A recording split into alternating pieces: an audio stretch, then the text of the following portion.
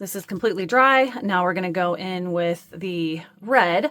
I'm using 2 reds right now, Scarlett and Madder Red, so kind of a lighter red and then a deeper hue. And this is kind of a tea consistency. It's not super watered down. I'm gonna kind of try it this way. If I want it to be a little bit lighter, I may just put the water on the paper first and do a little bit of the wet on wet. So we'll just kind of figure that out as we go. And I've got some brushes over here that I was using before. I'm gonna have a little bit of water on my brush, just a little bit. And I'm gonna start so you can kind of see how I'm dipping in my paint and going onto my picture. And then I may zoom in so you can see a little bit closer, but we'll kind of start this way first. So I'm just going in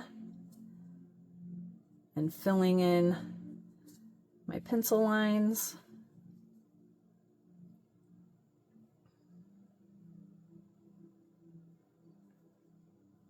And if I have too much water, I can dab off and then pick a little bit of that up. But I do want it to be a little bit wet. So when I go into, this is a creamier consistency, this darker. So when I bring that in, I'm just kind of touching it with the tip of my brush. So I'm going to use 2 brushes, one for the dark and one for the light, I think. Just move that around a little bit, and then I'm going to add a little bit more of that first red just to kind of blend those together a little bit. And then I'm going to go in and add a little bit of that darker, and then just kind of let it diffuse naturally. And I'll just keep repeating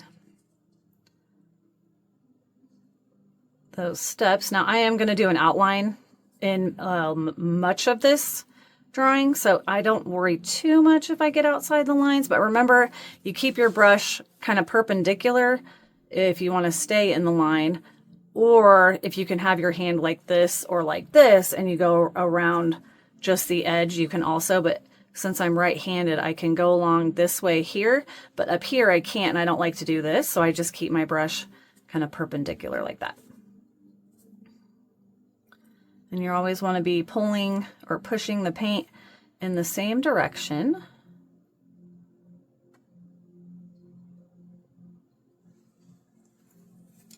And going back to that darker, deeper color.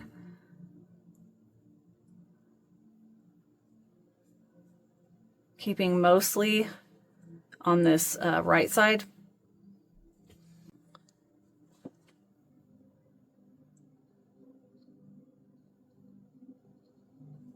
Then I can pick up a little bit of it. There'd be a little bit of a highlight on that side.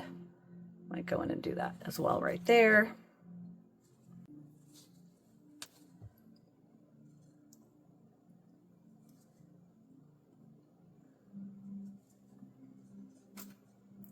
And remember, the size of your brush matters, because you don't want to have to keep going like that. You want to be able to get as much paint down as you can, like kind of the quickest.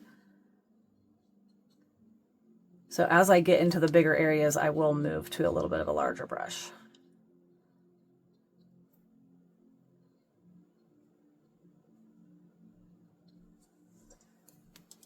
The reason I'm just kind of switching brushes is so that I'm not continuing to rinse out my paint. You just makes your paint go a little bit farther,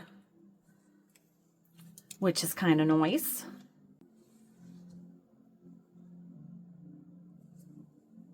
You don't want to just trace the area, because it can dry a little faster around the edges that you've kind of put in, and then you'll see kind of the outline that you created instead of just kind of pulling and pushing, like I said, the paint in one direction, filling it in that way instead.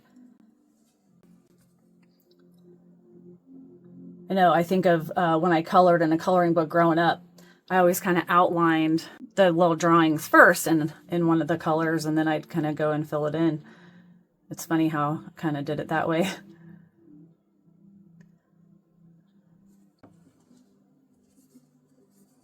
I also hold my brush up closer to the bristles. I can never remember the areas of the brush. I'll have to look that up again. So I have more control. If you hold it back here, you have a lot less control. So I'm always kind of holding closer to the bristles. You'd think I'd remember. I have looked it up a million times and I use watercolor brushes constantly, but you know, that's all right.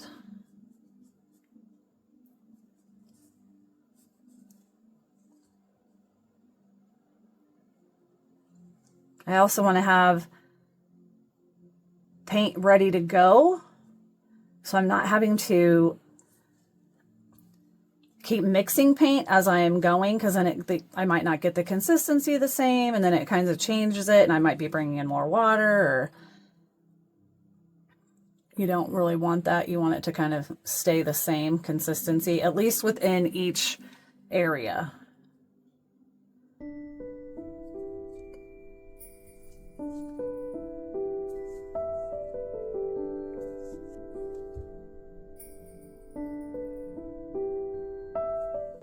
As I put that in, you'll see it's kind of just drying and diffusing naturally, and that's kind of what I'm looking for.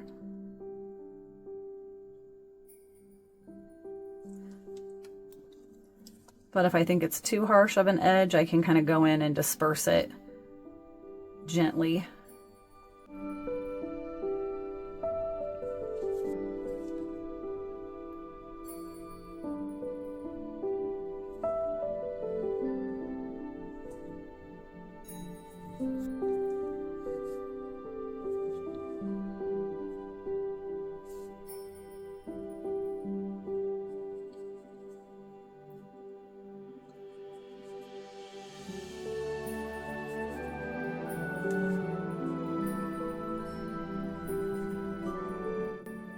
These kind of paintings, especially if you've kind of drawn an outline already and you're trying to stay in it, it can help with your brush control.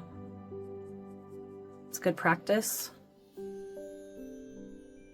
And it kind of makes it your own little coloring page, which I think can be fun. I do tend to draw outlines first in most of the artwork I create, not always. Sometimes I will just kind of go in and create something with watercolor really loose, but a lot of times I kind of give myself a little bit of a guide.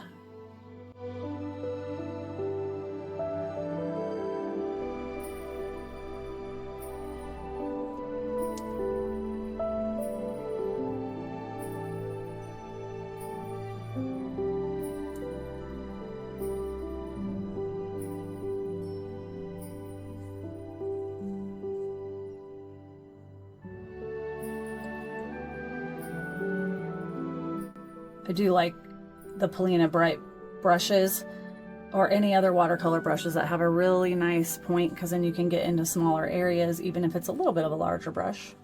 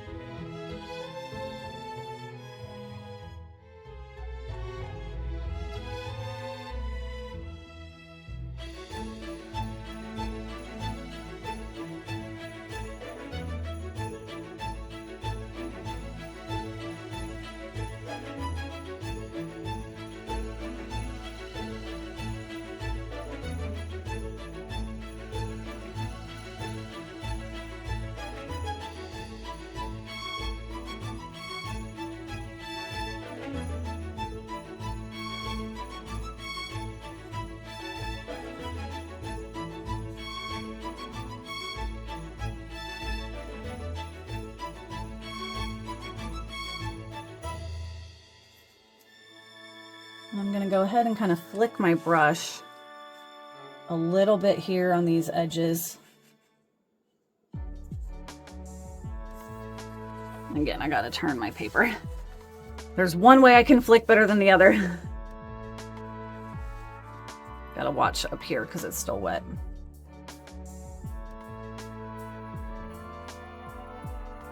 I'm just barely kind of touching and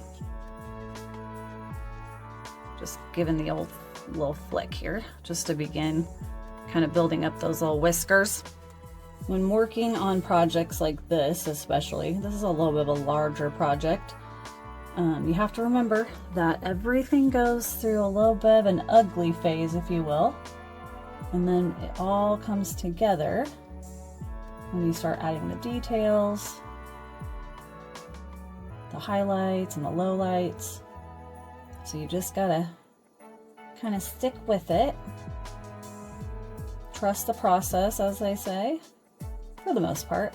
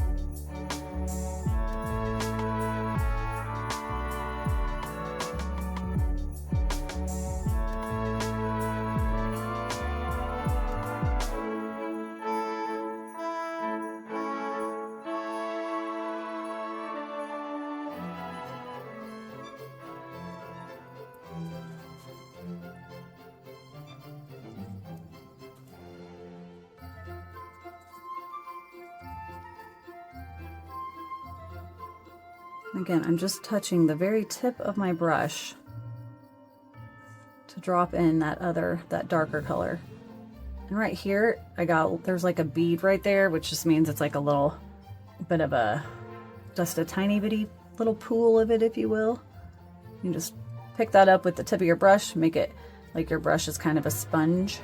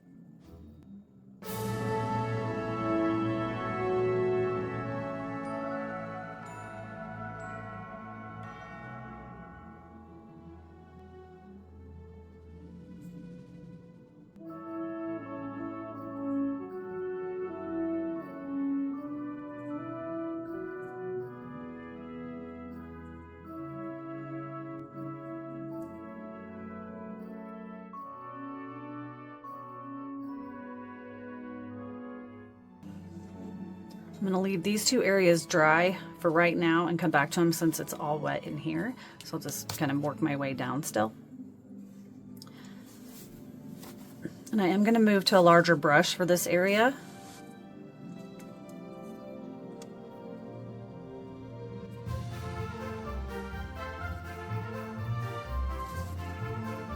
And I am making sure that I have quite a bit of paint already mixed up.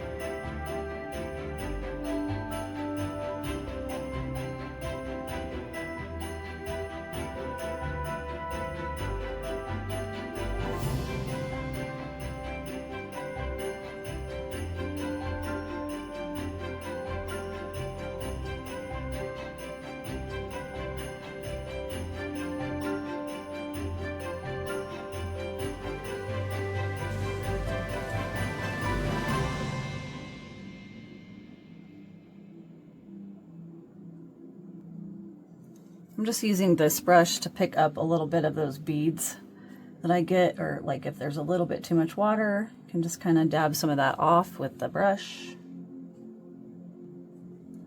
Pick some of it up. Now the darker color that I'm putting in is a lot more concentrated than the first color, because I don't want to be introducing more water or anything.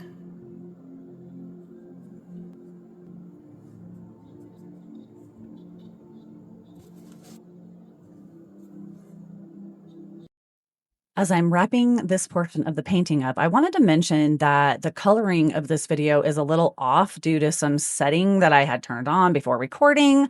I'm still learning all the time, so I appreciate you kind of bearing with me on that whole situation. And I want to thank you for joining me with this portion of Grumpy Grumbles.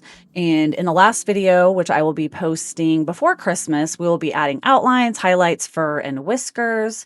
I'll be posting a special Yule video this weekend, should be Saturday, where we'll chat about plans for 2026, and I will take you along with me while I create this Yule ornament. Here's a little sneak peek of that.